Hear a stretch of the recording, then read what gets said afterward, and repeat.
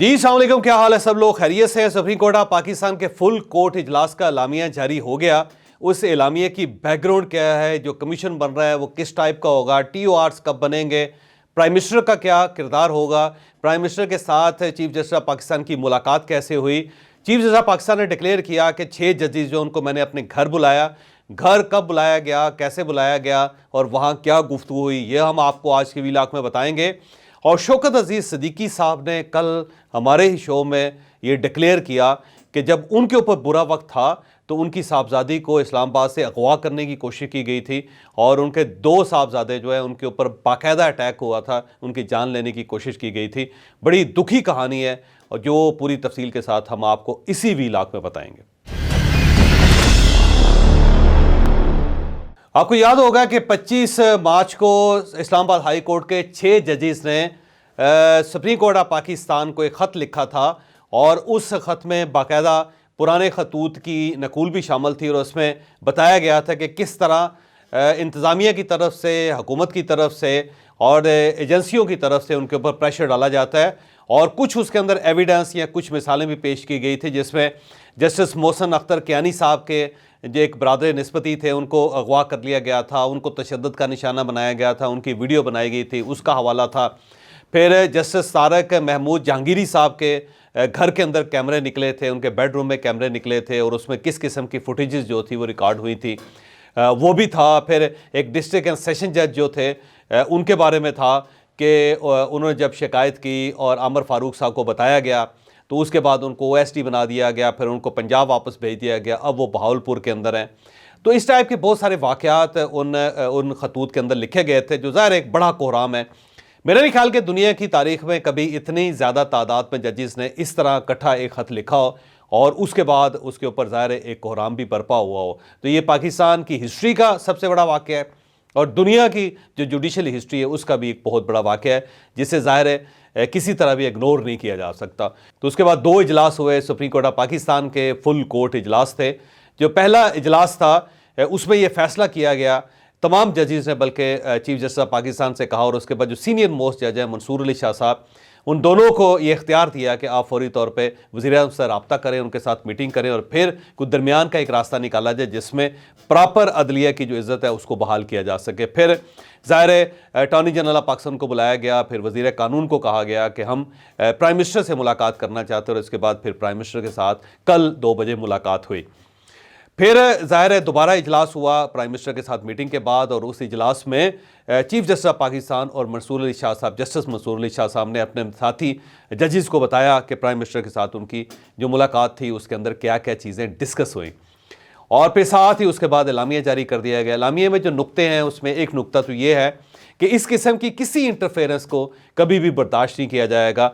अदलिया आज़ाद है और उसकी आज़ादी पर किसी किस्म का हरफ बर्दाश्त नहीं किया जाएगा। फिर एक कमीशन बनाया जाएगा और उस कमीशन में जो सरबराह होंगे उस कमीशन के वो रिटायर्ड एक सीनियर जज होंगे और उसको मुकम्मल इख्तियार दिया जाएगा कि वो सबको बुला के इसके ऊपर इन्वेस्टिगेशन करें, इन्वेस्टिगेशन के बाद फाइंडिंग दें।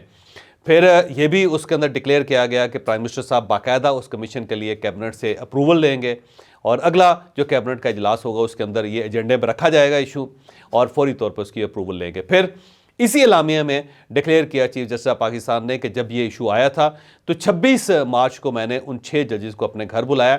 अफ्तारी के बाद वो मेरे पास आए, 2.5 घंटे हमने फ़र्दन उन सबको सुना और उनकी जो ग्रीवेंसीज है, जो उनकी शिकायत है, उनको बाकायदा गौर से सुना गया और उसके बाद फिर ये फैसला किया गया कि अब प्राइम मिनिस्टर से बात करके फिर उसके बाद दोबारा जो हमारा इजलास होगा उसके अंदर ये सारी चीज़ रखी जाएगी।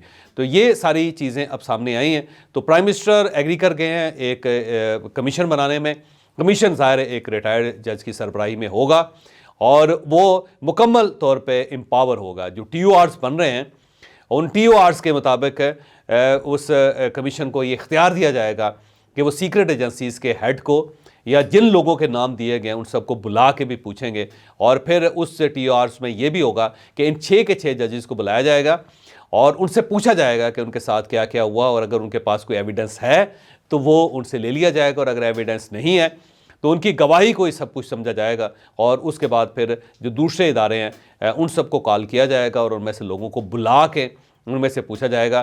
फिर इस कमीशन के पास ये इख्तियार होगा कि अगर कोई शख्स इसके सामने पेश नहीं होता तो उसके खिलाफ ये कमीशन कार्रवाई कर सकता है, उसको सज़ा सुना सकता है। तो TORs इसके बड़े सख्त होंगे, जिसमें प्राइम मिनिस्टर साहब ने एग्री किया कि ये एग्जेक्टिव जो है वो किसी किस्म की interference supreme court of Pakistan या उसकी मुत्तहदा अदालतों में नहीं कर सकेगा, और ना ही ये पाकिस्तान के अंदर इस किस्म की रवायत होनी चाहिए।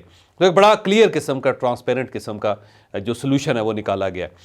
लेकिन साथ ही पाकिस्तान तहरीक इंसाफ ने इस कमीशन को रिजेक्ट कर दिया, और ये जो रिजेक्शन है वो इमरान खान साहब की मर्ज़ी से हुई है, क्योंकि आज 12 लोग थे कल जो इमरान खान साहब से मुलाकात के लिए जेल में गए, और उन सबको इमरान खान साहब ने कहा कि एक तो हम इस कमीशन को नहीं मान रहे, दूसरा ये जो 6 जजेज़ हैं उसके लिए हम एक रैली निकाल रहे हैं और इनके साथ हमदर्दी का इजहार कर रहे हैं। जो ज़ाहिर इतवार के दिन पेशावर के अंदर ये रैली निकाली जाएगी, और ये पहली रैली होगी जो इन 6 जजेस के पीछे पाकिस्तान तहरीक इंसाफ को खड़ा होता हुआ दिखाया जाएगा कि हम इनके साथ हैं। फिर ये कहा गया कि आप मुतालबा करें कि ये रिटायर्ड जज जो है उसकी सरबराही में ये कमीशन नहीं बनना चाहिए। कमीशन जो है वो रेगुलर और बहाल और काम करने वाले जजेस जो है उनके निगरानी में ये बनना चाहिए, ताकि ट्रांसपेरेंट हो।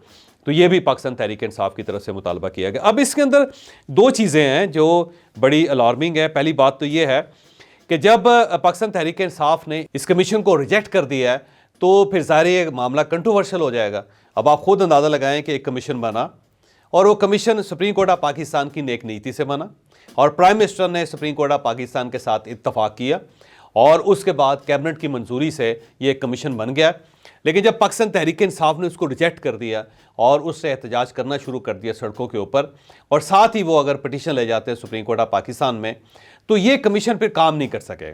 जब ये कमीशन काम नहीं कर सकेगा या ये कमीशन मुतनाज़ा हो जाएगा तो इसका किसको फ़ायदा होगा?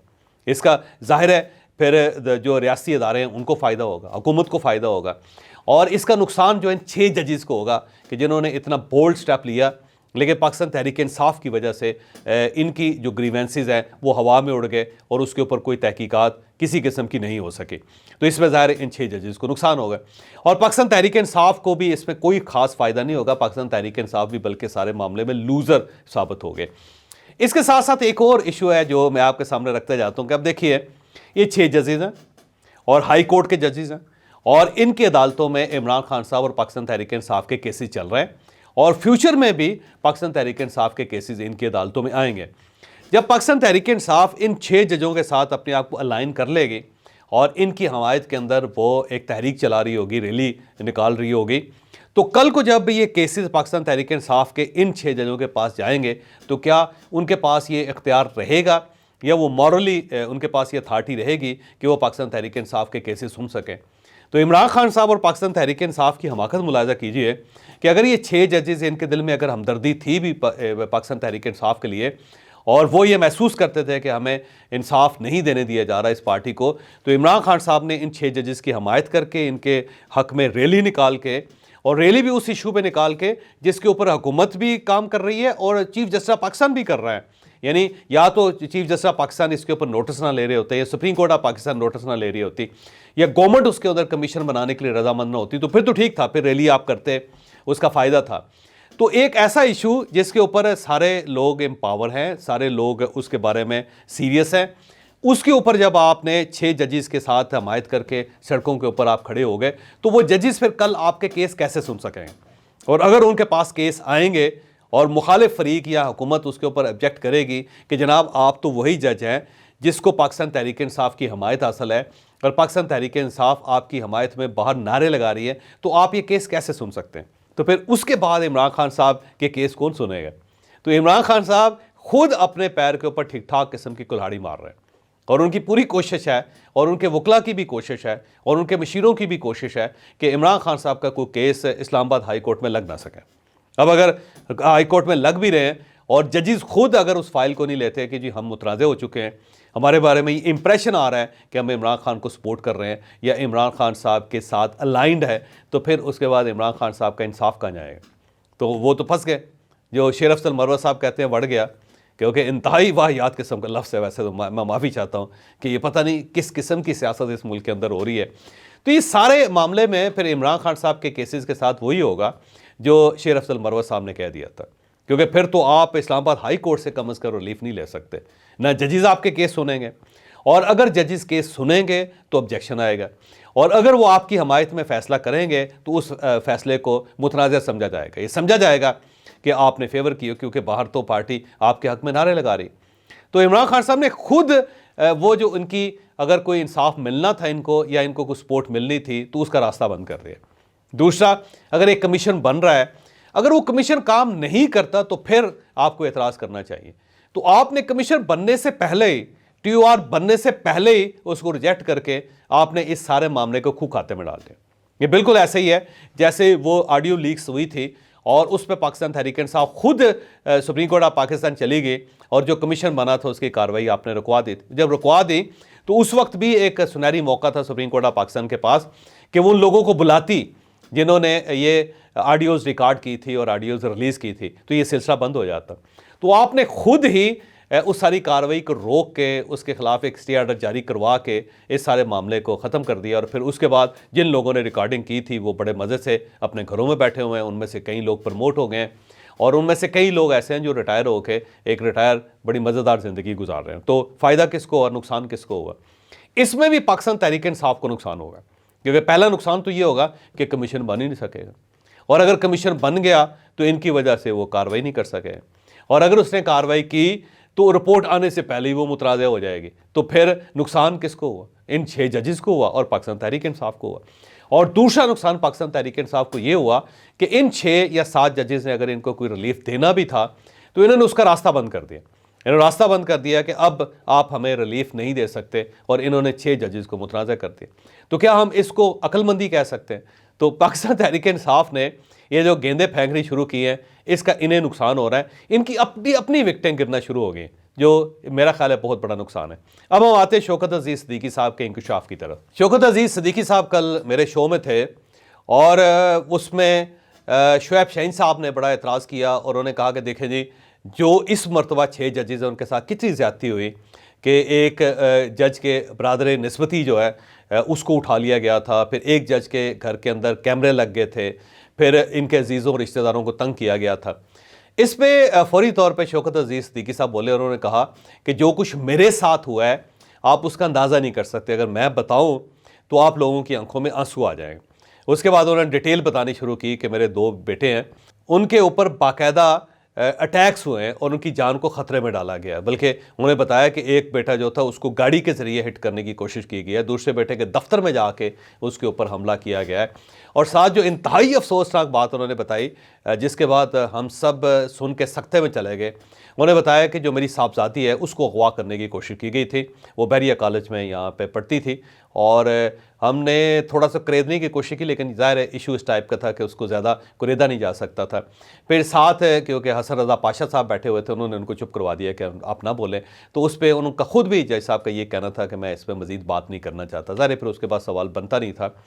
लेकिन जब उन्होंने इतना इंकशाफ किया तो आप यकीन करें कि वहाँ जो लोग स्टूडियो के अंदर मौजूद थे, जो कैमरामैन थे, जो पीछे पैनल में लोग मौजूद थे, जो हमारे साथी उस वक्त वहाँ पे स्टूडियो में मौजूद थे, जो हमारे गेस्ट थे, उन सब के ऊपर सख्तातारी हो गया कि एक ऐसा वक्त भी आया कि इस जज को इतना ज़्यादा तंग किया गया था कि उनकी साहबजादी को अगवा करने तक की कोशिश की गई। बहरहाल उनकी साहबजादी इस वक्त शादीशुदा है, अपनी ज़िंदगी वो अच्छी गुजार रही हैं। बेटे जो हैं वो भी ज़ाहिर लाइफ में सेटल हो गए, और ये जो फ़ैसला हुआ है जज साहब के हक़ में, उसने भी इस फैमिली को बड़ा कंसोल कर दिया। तो वो पुराने दुख भूल चुके हैं, और उन्होंने अल्लाह के नाम पे सबको माफ़ कर दिया। लेकिन वो जो स्कार होते हैं ऐसी चीज़ों के, वो अभी तक उनकी रूह में, उनके दिल पे मौजूद हैं। तो मेरा ख्याल है इन 6 जजेस को सोचना चाहिए कि जब इनके साथी जज के साथ ये हो रहा था तो उस वक्त ये क्यों नहीं बोले। उस वक्त इन सबको खड़ा होना चाहिए था अपने साथी जज के साथ। जबकि शौकत अजीज़ सिद्दीकी साहब का ये कहना है कि इन्होंने मेरे साथ रब्ता तक करना बंद कर दिया था, बल्कि मेरा एक सोशल बाइकाट सा हो गया था। ना ये मुझे बुलाते थे, ना मेरे पास आते थे, ना मेरी बात सुनते थे। और किसी जज ने, सिवाय एक जज ने, जो कभी ईद के ऊपर उनका मैसेज वगैरह आ जाता था, जो ज़ाहिर है मियाँ गुल हसन औरंगज़ेब साहब हैं और ख़ानदानी आदमी हैं, वो वालिय सवात के पोते हैं और अयूब खान साहब के वो नवासे हैं। तो उनके बारे में शौकत अजीज़ सिद्दीकी साहब के बड़े अच्छे नेक ख्यालात हैं, और वो कहते हैं कि उन्होंने मेरे मैसेजेस के जवाब भी देते थे, और मुझे हर त्यौहार पे उनकी तरफ से मैसेज भी आता था। लेकिन इसके अलावा किसी जज ने भी मेरी हमायत नहीं की, बल्कि उन्होंने एक ये भी बताया कि जो काज लिस्ट होती थी उसको बदल दिया जाता था और काज लिस्ट अमूमन जजेस के पास आने से पहले जो एजेंसी के लोग थे उनके पास चली जाती थी और उसको लेके फिर रहे होते थे कि ये केस इधर डालना है, ये केस इधर डालना है। और उस वक्त ये सूरत हाल थी। तो वो बड़ा उन्होंने इंकशाफ किया कि अभी इन जजेस को सिर्फ बुला के पूछा गया था, ये इनसे बात की गई थी, इनके कैमरे लगे थे। उस दौर में तो काज लिस्ट जो होती थी वो भी एजेंसियों के पास चली जाती थी जजेस से पहले, और एजेंसीज के लोग का उस काज लिस्ट को उठा के फिर रहे होते थे। तो इंटरवेंशन इस तरह उस वक्त होती थी और असरअंदाज कोर्ट के ऊपर इस तरह हुआ जाता था उस दौर में। लेकिन ज़ाहिर है उस वक्त इन जजेस ने ना बात की, ना अपने कोलीग का साथ दिया, ना इसके साथ खड़े हुए। और अब जो सूरत हाल है वो ज़ाहिर है डिफरेंट है और अब जो कुछ हो रहा है वो सबके सामने। बहरहाल बड़ा इशू है और इस इशू को इस तरह अंडर कारपेट नहीं जाना चाहिए, इसका कोई ना कोई फैसला होना चाहिए वंस फॉर ऑल।